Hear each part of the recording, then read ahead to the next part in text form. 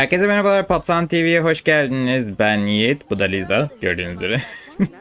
Genshin Impact'te en çok sevdiğim karakter. Bir süredir Genshin Impact videoları yapamıyordum. O yüzden siz de diyordunuz hani nerede bu yeni videolar diye. Ben de dedim böyle bir yeni hikaye çıkmışken hazır yeni hikaye beraber mi oynasak dedim. O yüzden sizin için bekledim videoyu çekene kadar. Şimdi ana hikayenin yepyeni kısmıyla devam edelim istiyorum. Hazırsanız başlayacağız. Bu arada en son güncellemeyi yapmadıysanız ve ondan önceki görevleri bitirmediyseniz bundan sonrası sizin için komple spoiler olacak. O yüzden ana hikayeyi henüz bitirmediyseniz ve spoiler yemekten hoşlanmıyorsanız lütfen izlemeyin videoyu. Daha sonra izleyebilirsiniz. Bundan sonra ara sıra böyle eğer beğenirseniz diyorum ki yapayım hikaye görevlerini.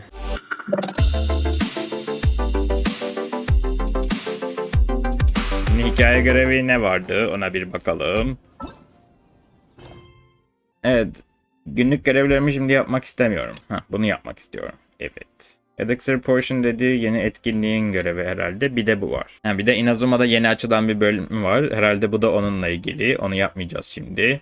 Evet, Jade Chamber Ningguang'ın yeri biliyorsunuz. Onun yeniden yükselişine tanık olacağız. Bakalım. Artık yeni update ile böyle Leo'yu seçebiliyorsunuz. Dan diye gidebiliyorsunuz. Aklınızda bulunsun.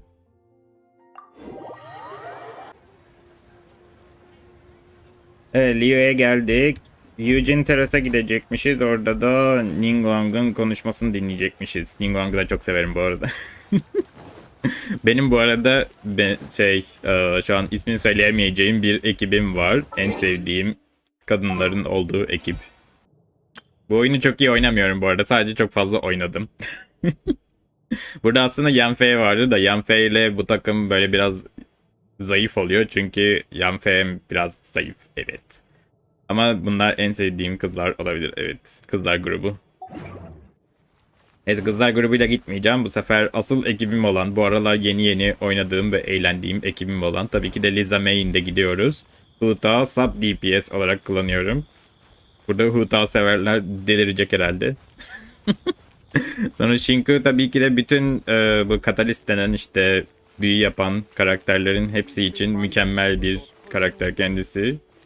Özellikle elemental reaksiyon oluyorsa Ningguang'da pek işe yaramaz ama genel olarak bayağı iyi yani, böyle defans filan verdiği için onu kullanıyorum. Jean'i de hem sub DPS hem de healer olarak kullanıyorum. Bakalım bu partiyle bu yeni hikayenin hakkından gelebilecek miyiz? Ne kadar uzun sürdü oraya gitmem. Açık dünya oyunu iyi hoş da bazen böyle işte çok uzun sürüyor. Bir de ben önüme çıkan şeyleri toplamadan edemiyorum. O yüzden biraz sıkıntılı. Ningguang buradayım. Selam. I have gathered everyone here today to make an important announcement. Ay hadi bakalım. Perhaps some of you will have heard the news already. I am, in fact, planning to rebuild the Jade Chamber. Ne güzel, harikasın. Rebuild the Jade Chamber? That's a huge project. İnanılmaz. So the rumors are true. No wonder the price of building materials has gone up so much lately. Çünkü Ningguang bütün her şeyi sömürüyor muymuş? Peki, sağ ol Ningguang. The Jade Chamber means a lot to Lady Ningguang. Getting involved in this would be a huge opportunity. Evet, herkese de iş sağlayacak. İşte böyle mükemmel bir kadın. Lady Ningguang, is there any way we can be of service? Evet, bu 5 kişi sana yardımcı olabilir mi acaba? Kadın o kadar açıklama yapacağım demiş. Niye bir 5 kişi artı biz Paymon'la beraber? Evet. Patience. Since the news made it out a few days ago, I have already had many people contacting me to declare an interest in joining the project. Yani umarım. Öbür türlü bu 5 kişiyle bir şey olmaz çünkü. Nevertheless, I do have a few matters I should like to entrust to you here today. Acaba bize ne iş verecek? Paymon'a eşya taşıtsa ya, uçuyor nasıl olsa. The building site has been chosen, and most of the materials have been assembled. 3 key items are, however, still outstanding. Yani uçmasını sağlayan şey yoktur kesin. They are as follows: Sunset Vermilionite, Vermilionite. Wonder Cores, and Adepti Sigils. Biliyor musun? Bilmiyorum. Adaptive Sigils dediği kesin uçuran şey. Excuse my ignorance, Lady Ningguang. I'm familiar enough with Plostrite, but I've never even heard of those other two. Only sufficiently large pieces of Plostrite, or specifically vermilionite, may earn themselves the sunset moniker. This stone is what allows the jade chamber to float. Wonder cores, Ya ben biliyorum are the ya. central Tamam components ya. of the Öf. mechanical structure of the jade chamber. Oyunu ben yazdım gençler. Adepti sigils serve as a means of integrating the mechanical devices with adepti art. They are as indispensable as the mechanical core itself. Although these three items are rare, I trust that with your connections and capabilities, procuring them will not be a question of if, but of when. Yapmazsanız ağzınıza kristal vururum dedi yani. I take Özetle. the saying, time is money, more seriously than most. Efficiency is everything.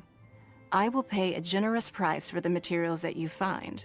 And in addition, the first three people who collect all the materials will have the opportunity to ask me a question.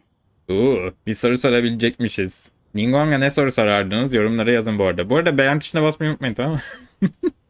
You may ask me anything, and I will give you an honest answer. I trust that this means of compensation will be to everyone's satisfaction. Nereden bileceğiz yalan söylemediğini? Ben başka birisi de ona eşlik etsin isterim. Bütün sırlarını bilen birisi. Gerçi o kişi de yalan söyleyebilir. Nereden bileceğiz? Kanıt istiyorum. These things won't be easy to get hold of. But if it means a chance to get some inside information on Liyue Harbor's development plan for next year, Then it's the deal of a lifetime.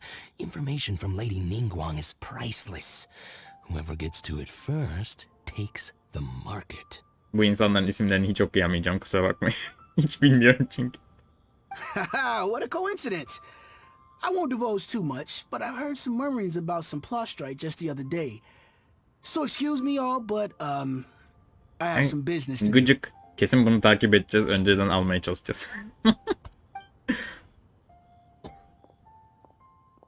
Ve gidiyor. Ve gidişini izliyoruz. no. Paimon koş. We better move quickly, or this opportunity will be snatched away from us.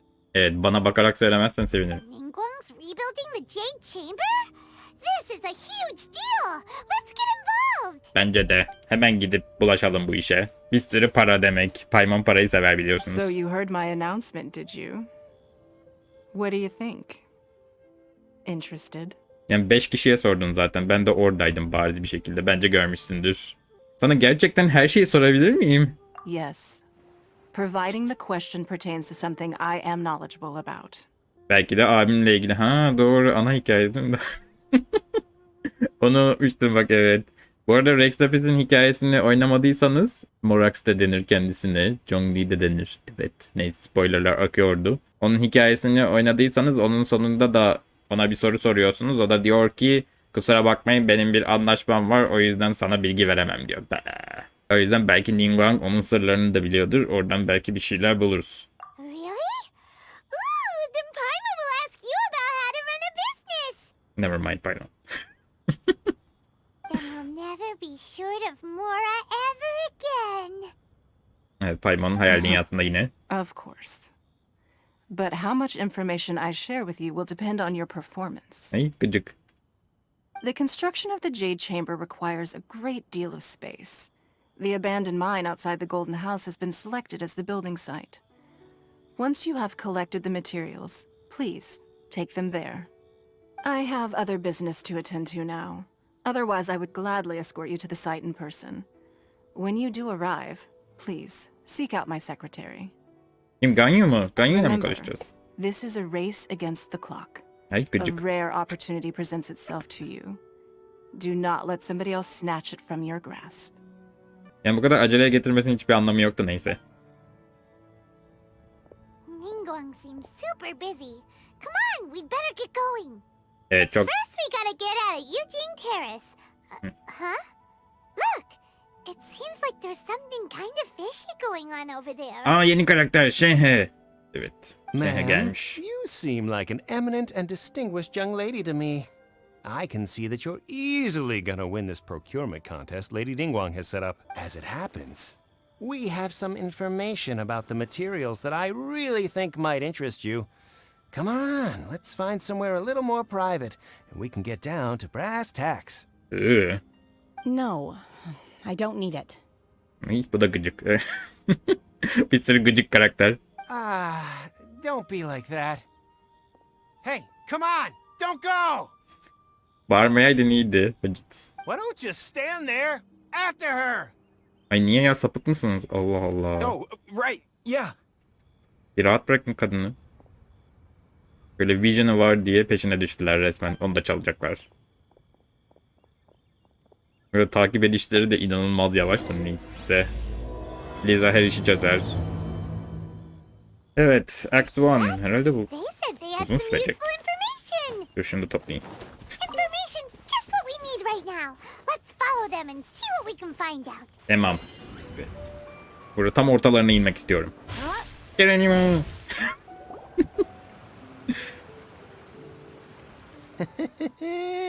Well, will you look at that, ma'am?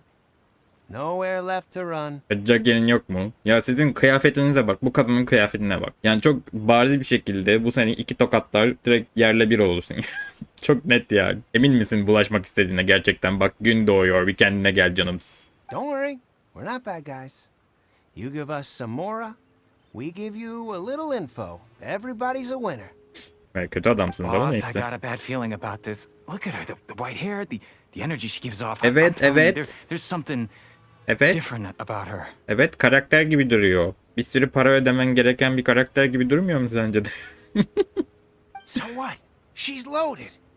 How are we ever going to repay those gambling debts if we just let money walk away from us, huh? İyi, kumar sorunlarınızı bize yansıtmayın gençler. I've already told you. I don't need your information. If you Şenhe, still Şenhe. can't grasp Evet, that, biliyoruz. I'm happy to repeat it in a way that won't be so easy to forget. Ağzı hiç hareket etmeyince bazen çok creepy oluyor. Come on, ma'am. You seem like an intelligent lady. I shouldn't have to spell this out to you. It's not about whether you need the info or not, okay? It's about you taking out your money and handing it over. Ha, ne kadar zorbalar. Kesin araya gireceğiz şimdi. Paymon savaşacak. No more excuses! I know you have money. I saw you. Nerede? Para öderken mi gördün? Yeah, I Alışverişte saw gördü you. herhalde. Strolling into Leo Lee Pavilion, ordering a table full of food, and only taking a few bites. Then Shinhua kiosk, then Wanmin restaurant. Same story each time. You order all the signature dishes. How could you afford to be so wasteful if you weren't from a rich family? And Bla bla Master bla warned bla. me not to lay a hand on anyone in Liyue Harbor. Peki. But here we are. Perhaps... yes. Let's call it fate. Evet, bence de. Boss, I'm İki telling tokatla. you, something's not Evet right. evet, artık ışıklar falan çıktı. Bir kaçar mısınız? Gerçekten. Artık you take the hint yani. what are you afraid of? We're just selling information. It's not illegal. If she lays a finger on us, all the better. Zorla satıyor Sue her yalnız. for everything she's worth. Evet, zorluyorlar. Oh, you again. Evet, Cenk. Git saldır. The Millilith. What are the Millilith doing here? Did you do this? You ought to mind your own business. I swear. Silence! How dare you threaten innocent civilians? You're coming with us. Nasıl yaparsın?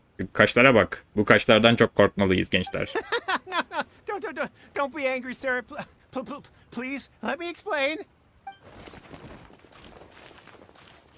Holigan. Evet. İyi misin falan demeye gerek yok. Bu kadının çok kendi halinde gayet iyi olduğu, 5 yıldız bir karakter olduğu her halinden belli. O yüzden böyle önüme gelen Şenhıa. soruyorum. Şenhe, evet. Şenhe? Şenha. My name. Oh, so your name's Şenhe. Paimon's name is Pardon, birisi geldi. Paimon. And this is Paimon's travel buddy. Ha, senin ismin Şenha dedi. Evet. Paymon'un adı Paymon. Bu da bizim gezginimiz Niki. Evet. Bu arada siz gezgini başta seçerken yani kendi cinsiyetinize göre mi seçtiniz? Onu merak ediyorum. Yorumlara yazın mutlaka. Çünkü ben bütün böyle oyunlarda hep kendi cinsiyetimi kullanırım. Hep erkek karakter yaratırım ya da maskülen karakter yaratırım yani. Bu sefer böyle bir içimden geldi. Bir dedim böyle bir kız deneyeyim. Hadi bir değişiklik olsun. Sonra da adını koyarken Nicki Minaj aklıma geldi. O yüzden Nicki Minaj'ın adını koydum. O yüzden morların daha gittiğini düşünüyorum. O yüzden genelde elektro kullanıyorum şu ara. Devam edelim bu arada. Oh, I've heard about you two before. Thank you for helping to defuse the situation. Önemli değil. Zaten bize ihtiyacın yoktu ama neyse. I could have dealt with it myself, though. Yani. I suspect smashing his head against the ground a handful of times is all it would have taken to get him to surrender. You can't do that. Gözleri kuzey ışıkları gibi. This is Lila Harbor. There are laws against that kind of stuff, you know. Leo Harbor'da böyle şeyler yapamazsın diyor ama kendisi 5 yıldız bir karakter olduğu için istediğini yapar Paymoncuğum. Yasalar Ningguang'a kadar 4 yıldıza kadar gidiyor. Laws? Hiç. No. Apparently not. Aa hiç duymamış. Yasaları duymadın mı? Yanfei'yi çağırın. Yanfei gelsin. Really? So how exactly have you... Bu ses neydi? Karnı acıkmış. That would be my stomach growling. I haven't eaten enough. Niye yemedin? She's so honest. Az önceki adamlar dedi yemeği yiyip yarım bırakmış diye. Böyle savruk bir karakter. Ben hiç sevmedim bu karakteri ya. Siz sevdiniz mi? Aslında benim çok işime yarayabilecek bir karakter ama asla almak istemiyorum yani şu an. Wait, that's right. They said you went around all the restaurants ordering this and that and the other. Evet And evet. of course Az önce you're ben de still dedim. hungry. Kendim Paimon gibi anything hissediyorum. in particular you're hungry for? İstediğin bir yemek var mı? Chingson, glaze lily, violet grass. These are my usuals. Evet otluyormuş kendisi. Medicinal herbs? Kinda hard to explain. Anyway, Boo Pharmacy's not far away. Let's take Şenhe there for a Aa bu farmasi en sevdiğim yer. After all, you Yeşil saçlı Orochimaru bir de şey var. Şenhe might be an adeptus. Kiki var. It seems like it's her first time in Liyue Harbor, and she doesn't seem to get how things work here. If she is an adeptus, that would explain everything. Evet adaptay Where does olabilir. she fit in with the other adepti, though? Paimon's super curious. Ben o kadar meraklı değilim kendisi hakkında. Are İsmini you here Şenhıa by diye Scripps? okuyorsak. I do hope you brought your prescription. Ben Şenhe diye çok alıştırmıştım kendimi yani şu an müthiş bir hayal kırıklığı içindeyim. Chingson, glaze lily, and violet grass, please. Half a pound of each. Hey. What kind of prescription is this? Sounds more like a lunch order. Oh, here you go. That's everything we have in stock. Thank you. Evet bunları istemiş. Ama ilk defa böyle görüyoruz. Really eating them. Gerçekten yiyor diyor. Evet Şenhıa bunları hepsi yemiş. My hunger has now abated. Thank you. Tatları nasıldı? Rather awful. O zaman ne yiyorsun? Though they Allah'ım. were not completely devoid of sweet fragrance, after consuming a large quantity of them, bitterness is all that remains. Ya, gittikçe ışık doldu oda yalnız. So, how come you chow down on these and barely touch the restaurant food? Niye bunları yemek Paimon istedin had enough, hakikaten? Laura. Paimon would go to the fanciest restaurant in town and order a whole table of food and eat it all in one go. Biraz obur bir karakter kendisi. Because I'm not sure whether I will remain here in the future. Ne alaka? Dünyanın en saçma sapan cevabını verdin şu an. Food of the mortal realm is most delicious, but should I return to the mountains, yearning for the food here shall only pose an obstacle to my continued spiritual development. Ya he he. Sampling each dish in order to appreciate its taste is enough. Return to the mountains. That proves it. Paimon knew she was an adeptus. Gerçekten uykum ya. Enough about me. What Şenhıa are your plans from git here? dağına git. Dağına git. Az önce tanıştık ya. Niye bize planlarımızı soruyorsun? Ne yapacaksın? Bizimle takılmak mı istiyorsun? Gıcı hayatına bir heyecan mı arıyorsun Şenhıa? Oh, right. Paimon almost forgot. We came out to take part in the rebuild the Jade Hakikaten Chamber unutmuştum ha. competition. Cidden Paimon da bazen o kadar çok benziyoruz ki. O yüzden hiç sevmiyorum. Evet neyse. And now we're probably super behind because we've been held up for so long. Evet. I see. I heard something about the contest when I was passing by. Yardımcı mı olacaksın yoksa? Yep. You get to ask Ningguang any question you want if you win. Yay! Were you interested in the contest too, Şenhe? Bu arada Ningguang'la Hangout Event çıktı. Onları da yapmak istiyorum ben. Hangout Event'i severim. Arada oynarım. Ama bugüne kadar hep kendi kendime oynadım. İsterseniz size de gösterebilirim. Bütün finalleri yaparaktan filan. Oynayabiliriz yani. I came for the rebuilding of the Jade Chamber, but until this point I had no intention of joining a contest. Evet. However, you have shown me your kindness, and I would now like to lend you my assistance. Oh, Don't worry. I ask for nothing in return. Peki. Wow, you really don't have to. But Bazen having a çok aşırı help out will kibar make buradaki things a lot insanlar. easier, Ama böyle so- konuşurken inanılmaz soğuklar falan. Biri tuhaf. Evet, Then beraber let's not çalışalım. delay. I have a plan. Bir planı varmış. Hadi bakalım. Paimon bets this is I am not sure whether or to what extent this plan can be classified as awesome. I do, however, believe it will be highly effective. Ay gıcık. We simply need to dispose of everyone who is currently ahead of us. Then we alone shall become the victors. Peki. veto. That is not acceptable. Benim hissiyatım gerçekten. Really? But I hear that competition is in essence about conflict and one-upmanship. Look, we want to win this competition fair and square, okay? Evet.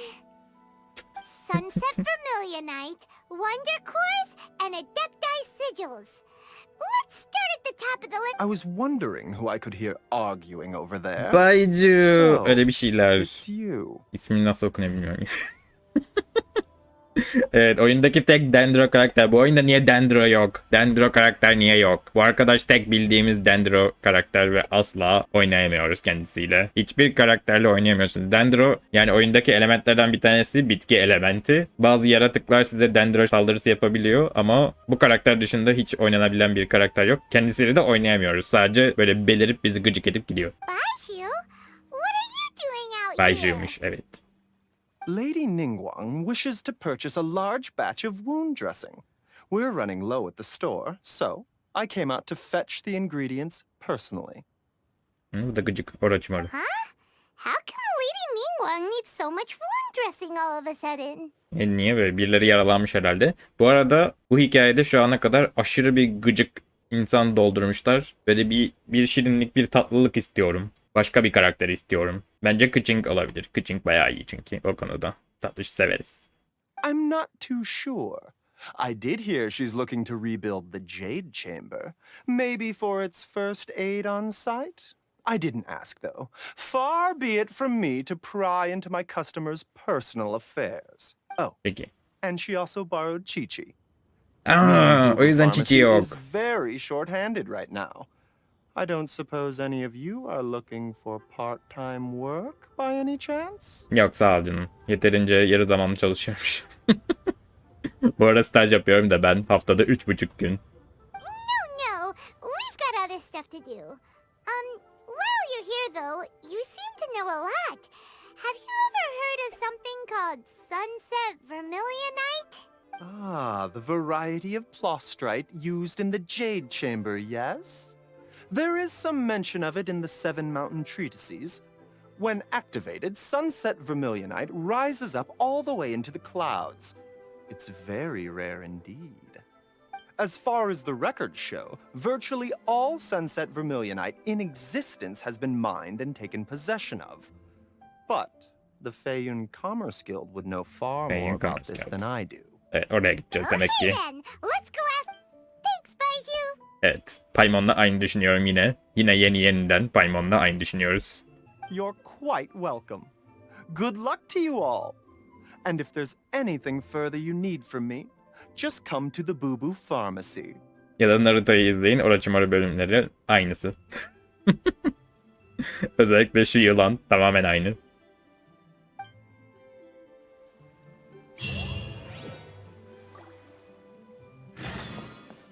Nereye gidecekmişiz? Ya Leo'ya çok güzel değil mi ya? Neyse bunu 5000 kere dedim herhalde. Buradaymış. Evet. Master Xingqiu, thank goodness you're finally back. Xingqiu. Evet bu isimlerini söylemeye alışmam lazım. Ben önceden Shinku diyordum. Xingqiu demiş. Tükürür gibi. Chu. Evet. Repeat after me. Xingqiu. Evet. Oh, why do I detect an urgency in your voice? The guild has had a whole string of strange orders in recently. Everyone's been completely caught off guard. Your father gave me specific instructions to ask you to stay and help out if I happen to see you. I see. Have someone sort the orders by type for now.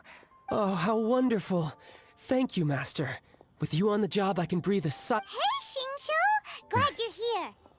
Hikayede aradığım şirinliği hala vermeyen bir karakter. Bu da diğerleri kadar gıcık en azından. We want to ask you for some information. Traveler, Paimon, please wait a moment. Niye ya? Shu, I need to entertain some guests. Please continue with your work for the time being, and we'll discuss the matter of the guild's orders in more detail later on. Bu benimle alakası yok ya. Bunları sonradan halletsene. Önce 2 dakika bizimle konuşabilirdin, sonra adama emir verebilirdin yani. Biz durdurup böyle başkasıyla konuşmanın bir anlamı yok. Understood, Master Xingqiu. Then I will leave you in peace. Bu da sanki ölmüşüz de arkamızdan dua okuyacakmışız gibi bir laf gerçekten. I wasn't counting on finding you here today. What's going on? And how, pray tell, may I be of service? Xingqiu, have you ever heard of Sunset Vermilionite? Kesin duymuştur. Oh, I see. So you've entered Lady Ningguang's contest as well. Evet. As well? Do you mean... Başkaları da gelip The sormuş. truth is, the Feiyun Commerce Guild is in possession of some Sunset Vermilionite, but only one piece. We are holding it on behalf of someone who has asked us to put it up for auction, and a lot of interested parties have already come to us inquiring about the price. At the end of the day, it all comes down to supply and demand. In this case, I'm guessing the final transaction price may be in excess of 500 million mora. Ney? 500 million? Bir şey diyeceğim. Bunlar niye kendileri katılmıyor ki? Ningguang'a versinler işte. Ningguang'dan alacakları bilgiler onların da işine yaramaz mı? Anlamadım. Niye satıyorlar? Evet, bence onu Honestly, alamazdım. I would recommend that you don't bother bidding on this one. The price is greatly inflated, and it's just not worth it. Bence de. But without any Sunset Vermilionite... Evet. Don't panic. I don't suppose you ever heard of Sea Gazer? Sea Gazer. O neymiş? Denizlere bakan kişi. Who? Jax. Sea Gazer was once very close to Mountain Shaper, but if I am not mistaken, he has already passed away. Başka bir adaptaymış ve ölmüş. Yes, precisely. I didn't know anyone else knew about him. According to records of drifting clouds, Sea Gazer once built an abode to store his rarest and most exquisite treasures, among which was some Sunset Vermilionite. After Sea Gazer passed, the abode was abandoned, and its location was lost to time. Evet, Sea Gazer'ın hazinesini bulacağız. Onun içinde Sunset Vermilionite. Vermilionite. Evet, ondan varmış. Luckily, I came into possession of a stack of folk history books just recently. They make some oblique references to this lost abode, and after cross-referencing them against each other, I'm now fairly certain that it is situated in the Lisha area. That's Hiçbir fikrim great! yok. But is it really okay for us to just go and take his treasure? Sıkıntı yok, sıkıntı yok. Wouldn't it be a little, you know, disrespectful with him being an adeptus? Bunun dem olması lazım bu arada. Çünkü erkek mi kadın mı olduğunu bilmiyorduk sanırım. You needn't worry. As far as I understand, Sea Gazer was very open-minded. Even while he was alive, he wouldn't have let something like this bother Nasıl him. yani? Kafamıza göre uydurmayın. Sanki tanıyormuşsun gibi. Open-minded? I have not heard of Sea Gazer being described in this way before. May I ask where you read that? Bence de. Evet, kanıt isterim. Just a rumor I heard out in the mountains. All right then, let's go. Let's go. Bir dakika. Karar vermedik ki daha. Nereye gidiyor? There's something about this young lady that reminds me of a good friend of mine. Hadi Oh, bakalım. I almost forgot. Adepti abodes tend to have very ingenious designs, especially when it comes to their defense mechanisms. Plus, it's likely to be crawling with monsters after being abandoned for so long. Evet, aradığımız So please, aksiyon. be very careful. Okay, we will be. Al canım, sen de gıcıktın. Evet, bir sonraki yerimiz neresiymiş? Bizi oraya götür. Kaç kilometre uzakta ol? Nerede? 256. Ha, yukarıda herhalde. Evet, yukarı çıkıyoruz. Ha, bu T buradaymış. Tamam, ışınlanıyoruz. Evet. Ben yakında bir yerde sanmıştım. Pardon.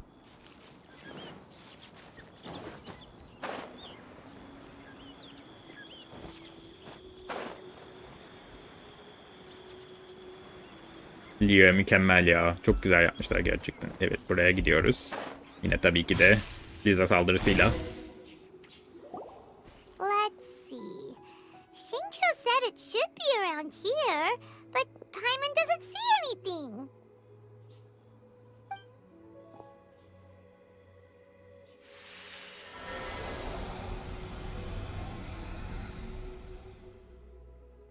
Oldu, yağmur yağdırabiliyor musun yani? The This place was hidden using a special adepti art. But now that I have removed it, we can inspect the area more closely. Hadi bakalım. Wow, that's amazing! Yep, let's take another look around. Sağ ol Hey, canım. look! Is that a new Sealy over there? Yay! Evet, sihirlileri takip etmek en sevdiğim görev olabilir. Yalan. Bunların böyle içinden geçmeniz gerekiyor. Sonra size bir yer gösteriyorlar. Oraya doğru gidiyorsunuz. Evet. Biraz daha izleyelim. Bu arada Liza'nın en sevdiği havalar bu havalar. Niyeyse. Yani daha hızlı bir şekilde daha efektif görev yapabiliyor diye. Sealy got to here and then disappeared. Evet. Should we go over and take a look? Evet bence de. Buraya girebiliyormuşuz. Aha da. Kraya veya Gio yok diyor. Bence bu partiyle geçerim gençler. Hadi bakalım. Herhalde çok zor olmaz ya. Herhalde inşallah. What? Weren't we at a waterfall just now? How did we suddenly end up here? Seven Teapot gibi başka bir dünyaya So geldik. many Paimon. clouds. It feels like we're high up in the sky. Evet ama I değiliz. believe this is the abode of that adeptus. Evet onun Within kaldığı a yer. look, the sunset Vermilionite we're looking for should be in here. Evet burada olması lazım. Tam diye de bulduk. See. Huh? Look, it's gone and snuck beneath the clouds. Ney? And now that Paimon takes a closer look, the rocks and trees here don't seem complete. Oh, could there be something below the clouds? Şenhıa ne diyorsun? These are not real clouds. They are the product of an adepti art used for spatial partitioning. Bunları ayrı ayrı yerlerde tutmak için kullanılan bir bulutumsu bir şeymiş. If we want to go down, we must first destroy the mechanism that is maintaining the adepti art. All right, Nasıl let's yok do edeceğiz it. acaba? I Evet sense bence de the yapalım. presence of monsters in this place. I don't know where they are hiding, so we'd better be careful. Yaratıklar niye var? Ha çünkü şeyleri koruyacaklar. Evet tamam. Ha Şenha'yı kullanabiliyoruz. Evet. Selam. Bu arada deneme şeyinde kullandım. Hiç anlamadım. Böyle yeteneklerine filan bakıp hani bir karar verilebilirdi. Hani düzgün bir şey mi yapsak diye. Şu an ne düzgün dediğim. Yani yeteneklerine bakarak nasıl kullanacağımı öğrenebilirdim. Ama asla. Çünkü çok sıkıcı. Manifest! Ben oyunu böyle oynamıyorum. Oyunu hiç güzel oynadığımı düşünmüyorum bu arada. Merak ediyorsanız. Sadece çok oynadım. O yüzden güzel oynamamı bekliyorsanız avcunuzu yalarsınız. Manifest! Evet bitireyim de. Mesela bu güzel görünen bir saldırı, o yüzden bunu kullanıyorum falan. Böyle oynuyorum oyunu. Liza mesela mükemmel bir karakter. Gördüğünüz üzere bomba patlatıyorum. Evet. Aa bunları kullanmayalı bayağı olmuştu. Bunu kim kullanacak şimdi? Birisinin kırması lazım onu. Dur. Böyle kırıyorduk. Sonra böyle etrafınızda dönüyor. Sonra gidiyorsunuz şuna yaklaşıyorsunuz. İşte bu. Bunu açmak için diğerlerine de yapmak gerekiyor. Ne oluyor be? Ha tamam. Önce bir aktif hale getirmem gerekiyor. Ha yukarı mı çıkacağız? Peki.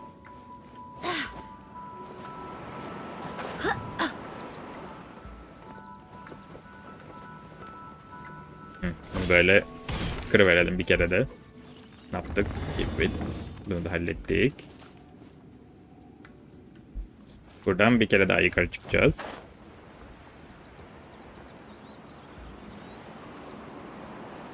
Niye bizi olmamıştı az önce? Nerede? Ya bu orada bir yerde. Dur ne yaptım?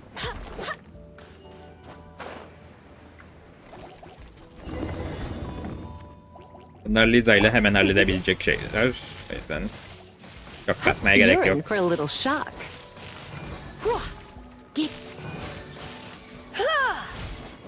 Şimdi bunu aktif hale It appears that getirebiliyoruz. we've been taken for intruders. This time, why not allow me to take care of this?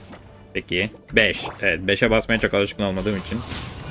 Bunu ne yapmam gerekiyor şimdi? Düz dalacağım. Evet. Obey! Shit. Obey. Pardon. Ordinance divine! Evet bu güçlüymüş. Bu güzelmiş. Ne oldu? Sürekli saldırıyor galiba. Aa ne güzel. Unleash! Yani burada elektrik slime'larıyla savaşıyoruz ki normal saldırımız güçlensin. Evet. Surrender and Mantıklı. I'll be gentle. Mantıksız. Manifest! Bu saldırılarını 2 kere yaptıklarında hoşuma gidiyor. Dur, yanlış şeye bastım. Heh. Gördüğünüz üzere 2 kere. Bu bir silahın saldırısı bu arada. Merak ediyorduysanız. Tamam ya, o kızı ben yeterince kullandım. Zaten sevmiyorum. O yüzden sağ. Liza ile devam. Gördüğünüz üzere neydi? Xingqiu. Evet, Xingqiu'nun özelliği bayağı iyi. Liza muhteşem değil mi ya? Mükemmel bir karakter.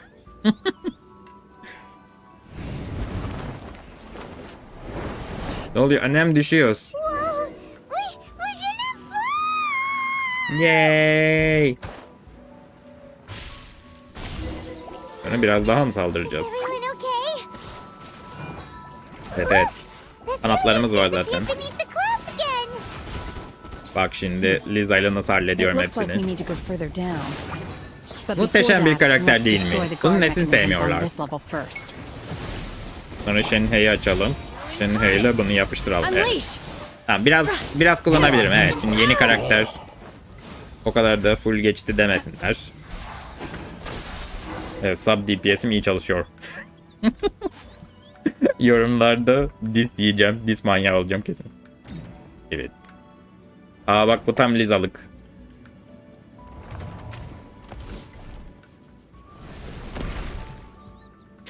Evet, slime'ları ve böyle robotları falan çok iyi öldürüyor. Bayağı düşüyoruz. Çok düştük. Yeter. Ne oldu? Öldük mü? Ha, ölmedik, tamam. Evet.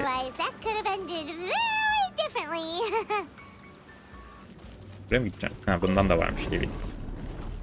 Seni bir daha itebilirim bence. Kesin bir daha itiliyordur diye düşündüm. Hatta bir daha itiliyormuş. Evet, işte bu. Çok acayip bir labirentmiş bu seferki. Ama eğlenceli, böyle şeyleri seviyorum ben. Bazen çözemeyince YouTube'dan baktığım doğrudur. Aha. Bildiğim kadarıyla bu Huta'yı kullandıktan sonra diğer karakterlere geçerseniz diğer karakterlerin kritik vuruşu mu artıyor? Öyle bir şeyler.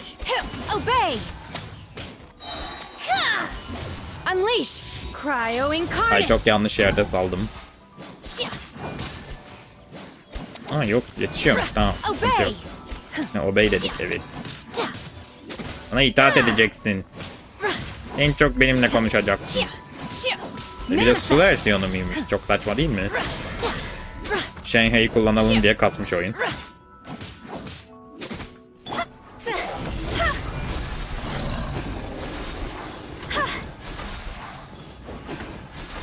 Buna saldırmaya devam ediyoruz.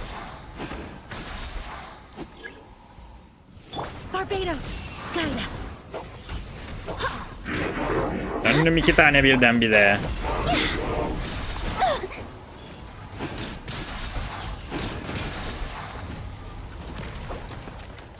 Liza'yı geri getiremiyorum. Allah kahretsin.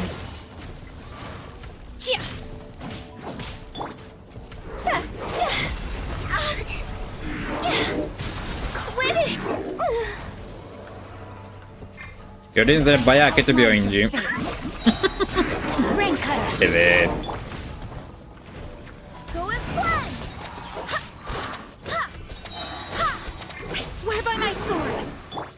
Do your master's bidding.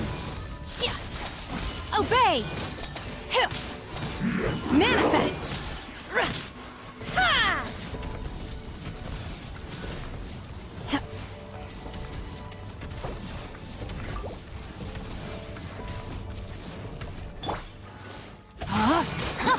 Know my sword. Witness the power of Gugwa. Bakın şimdi, bak şimdi, bak neler olacak. Niye öldün ya? Şu an ölmesinin hiçbir anlamı yok. Kaç kere öldüm acaba? Neyse, sonra kayıttan bakarız. Normalde bu kadar kötü oynamıyorum gençler. Kaydederken biraz oyun lag'e giriyor tabii. Onun etkisi var. Yeni karaktere geçebilir miyiz? O kendisi 5 yıldız olduğu için biraz fazla güçlü. Onu kullanabiliriz bence. Al bir de bundan. Evet, nihayet, çok şükür.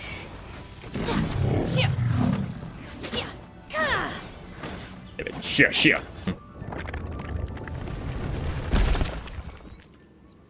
Aha, yol açıldı. Evet, Sealy'yi takip edelim bakalım. Look over there. Could that be the sunset vermilionite? Güzel yermiş. Evet, kesin odur çünkü biraz da yükseliyor filan.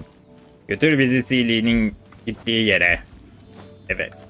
Koşuyorum. Aha da. İşte bu. Evet, oturmamızın hiç sırası değil. Gidiyoruz bakalım. Is this it? Is this the sunset vermilionite? Kesin odur. It's so huge. Evet, bütün malikaneyi kaldırması için bu kadar büyük olması gerekiyor tabii. True, but then again, why isn't it floating? Neden uçmuyor? Prostrate Bilmem. doesn't float until it's activated. It may look different from most ordinary stones, but it weighs around the same amount. Only after being activated does prostrate reveal its true nature, breaking free from the shackles of the mortal realm and ascending up into the heavens. Niye bir yerde duruyor peki?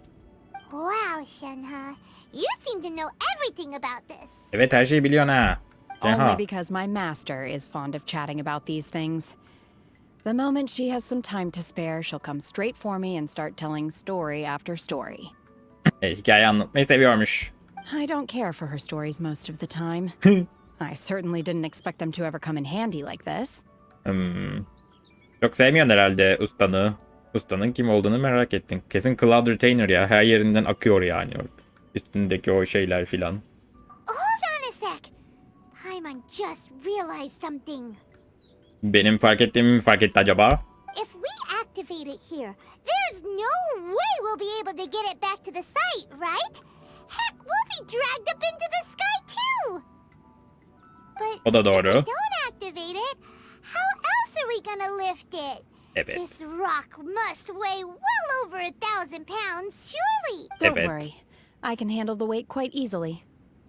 Nasıl yapacaksın kız? Are you sure? Be careful. Evet, bir yerini sakatlama canım o halinle. İncecik beliyle. Ne işler başarıyor. Please don't worry. I'm well aware that a prostrate sample this large must be highly valuable. I will be gentle with it and make sure it does not get damaged. Evet, sana zarar gelmesini My istiyoruz. safety. Evet. That's right. Paimon's sure you can handle it and everything. But if something this heavy lands on you, you're gonna get yourself hurt, no matter who you are. Evet. Gotta be extra careful when lifting heavy objects. Evet. It's just common sense. Evet. Belinizi sakatlamayın diye Paimon size şu an sağlık öğütleri veriyor. Is it now? Evet. I'll go on ahead with the prostrate. Let's meet at the building site later. İki. Ne münasebet çalınca nasıl kaldırdın How lan? is Şenhıa able to carry that huge rock all by herself? Nasıl lan? Adept, I Saçmalama see lan. much. We can't slow down yet. Let's go meet her at the building site. Evet, bence de. Bir gidelim konuşalım, ne ayaksın diyelim. Şenha diyelim. Burada nasıl çıktık acaba? O da bir soru işareti ama neyse, gidiyoruz bakalım.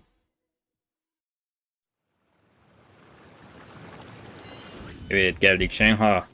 Şenha. Oh my god, I can't believe my eyes.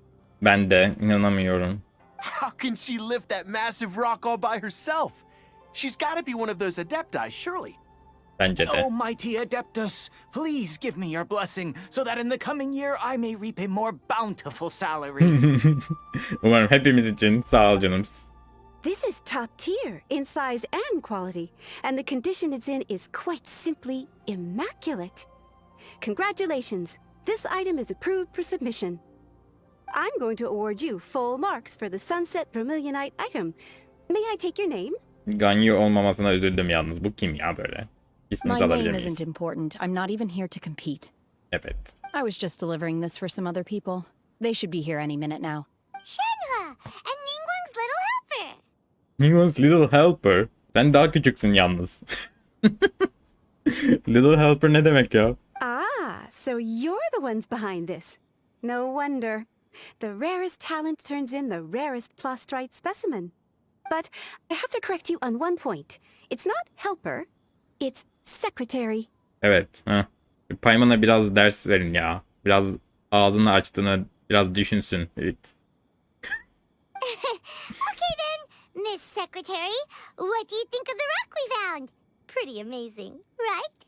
In truth, it is the finest piece of plastrite we have received so far. Yani ayıptır söylemesi, çok pis plasterite bulur teslim If ederim. everything goes according to plan, we will use this piece in the foundation of the Jade Chamber, which will enable us to proceed to the next stage of construction. Muhteşem. As a side note, Lady Ningguang has rented some dwellings in the nearby area to serve as accommodations for the contestants. If you need a place to rest, you are welcome to stay there. Ha, sıkıntı yok, bir şeyler yeriz. Now, İyi please oluruz excuse yani. me. As you can see, there is still a lot of work to do on the building site. Şenhıa, just now on the way over, pretty much everyone was singing your praises. Oh, really? What kind of reaction is that? So strange. Aren't you happy about it? Ne? İçi ölmüş kadın. Ne mutlu olacak ondan. Whenever Paimon gets praised, Paimon can't help but hold their head up high and break into a big smug smile. Herkes senin gibi değil Paimon. I've had similar compliments before. Gıcık. They call me an adeptus, treat me with great deference and respect, as if I'm set apart from the common folk. Yeah, 'cause that's how adepti are. At least the ones we've met are pretty unique and reclusive too. Way different than normal people. But I am not... Şenhıa? İyi misin canım? Ne oldu? I'm fine. I've been exerting myself quite a lot ever since we set foot in that abode. I'm just a little fatigued. Burada bir geçmişten bir hikaye seziyorum şu an. Well, Byron said that there are some makeshift hotels we can use, right? Let's go check in and take a rest. Evet, bence dinlenmenin No zamanı. need. I simply need to find myself a secluded place in the wilderness to sit and meditate in silence. Peki. Gıcık, You can't do gıcık that. diyorum. It's dangerous out in the wild on your own. When you're hungry, you go eat something tasty. And when you're tired, you go lie down in a nice comfy bed. Evet, Paimon'dan hayat dersleri devam. Seriously, don't punish yourself like this. Okay, if you insist. Great! Now we're talking. Let's head to our hotel. Gıcık ama imana da geliyor konuşunca.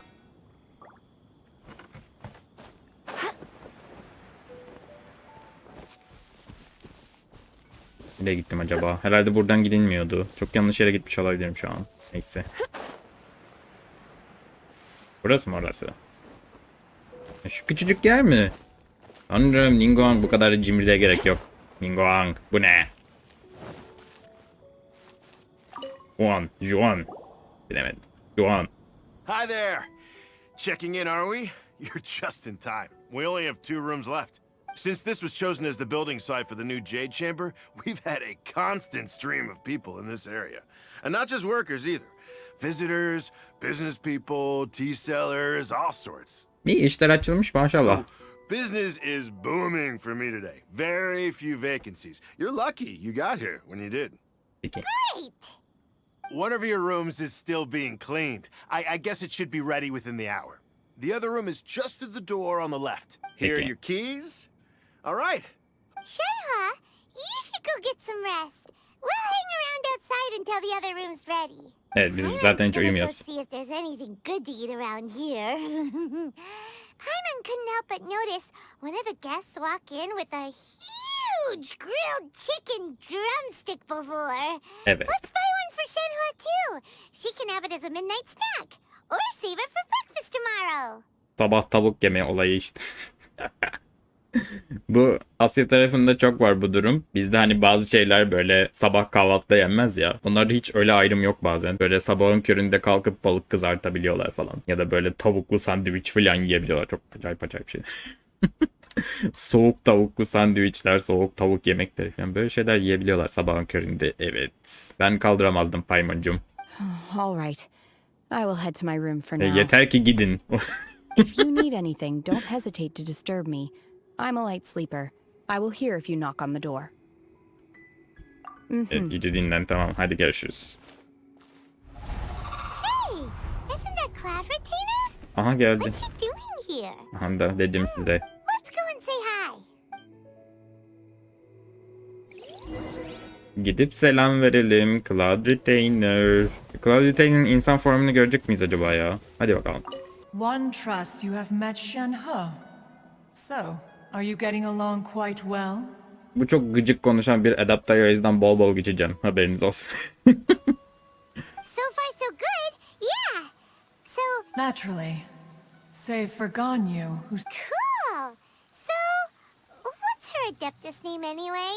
Calling her Şenhıa feels kind of friendly, but also kind of disrespectful. So Paimon's thinking maybe it'd be better if we called her by her adeptus. Ay burada adaptüs olmadığını anlayacağız. Hadi. her adeptus name. Why pray Don't. On this latter point, you are correct. Oh, right. Ay tatsı. Evet. Ben de öyle düşünmüştüm. What? You knew already? So is Paimon the only one who didn't know? Evet, her zaman gibi. Do you mean to say that she presents differently from ordinary human... Well, to start with, her problem-solving Yes. She was like this all those years ago when one first met her. In this respect, she has not changed.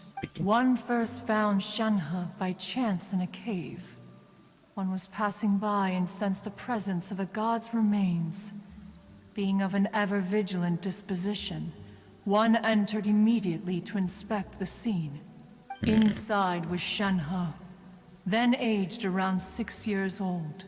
In her hand, she held a dagger with which she was confronting a monster that was the god's remains incarnate.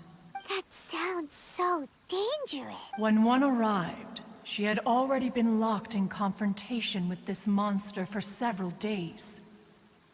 Most mortal children are fragile, both physically and mentally, and are highly reliant on their parents for survival. That she was able to endure such terrible danger was due not only to her strong willpower, but also to the bloodlust and homicidal instinct with which she was born. Korkunç bir karakter çiziyorsun şu an bize. One dealt with the monster, yet she still refused to lower her guard. She even pointed her dagger in one's direction and remained ready to strike. Only after she was satisfied that one had no intention to cause her harm did she finally relent. She then passed out without uttering a single word. In other words, if you hadn't passed by... Not necessarily. Upon one's arrival, one could sense that the god's wrath was gradually receding. Even had the stalemate continued, one suspects that Şenhe may have still emerged the victor of the confrontation. Evet, 6 yaşında bir bıçakla çok güçlü bir yaratığa karşı kazanıyormuş ve muhtemelen kazanırdı. Ben gelmesem de sıkıntı olmazdı falan diyor. That's still so dangerous, though. Why was a tiny little kid battling against the wrath of a god in the first place? Evet, Tanrı'nın öfkesine karşı savaşıyormuş. Pardon, yaratığa değil. Alas, the mortal world is rife with suffering of every kind. And she had experienced her fair share of this, even at a tender age.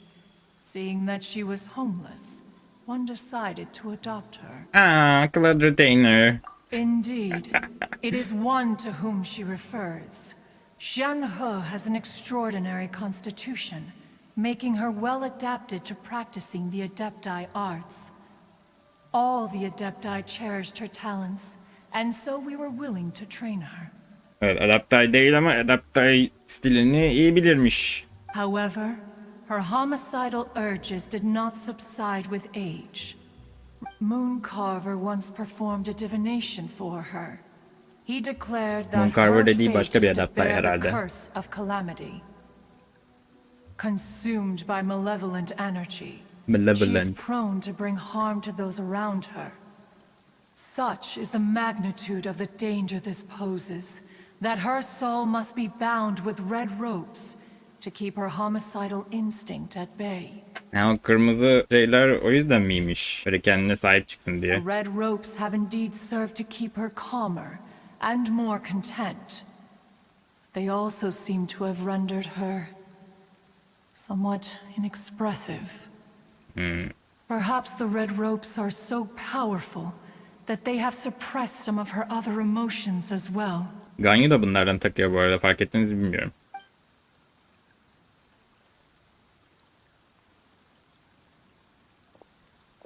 Ne oldu? Neler oluyor? It is only by fate that people's paths may cross. Now that Şenhe's path has crossed with yours, please be sure to treasure the gift that fate has given you. And take good care of her. Direkt Şenhıa değil galiba. Şenhıa gibi bir şey. Şenhıa.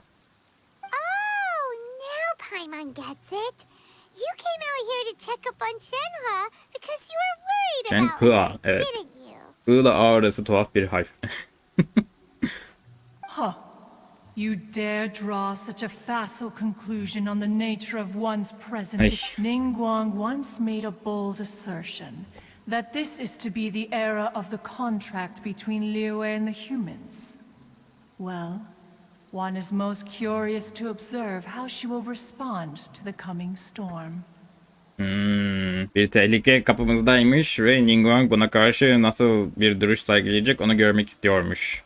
If she handles it admirably, one is willing to be a witness to her achievements. But if she does not, the Adepti shall not hesitate to seize control. Let us conclude our conversation here for today. One has occupied enough of your time, and night is approaching. Be sure to get ample rest. Tamam canımız. Çok korkunç bir So, kadın. Şenhe isn't an adeptus after all. She just grew up around the Adepti. Oh, no wonder she doesn't like being treated as an adeptus. Having everyone falling over themselves to show their respect all the time must be kind of hard to deal with.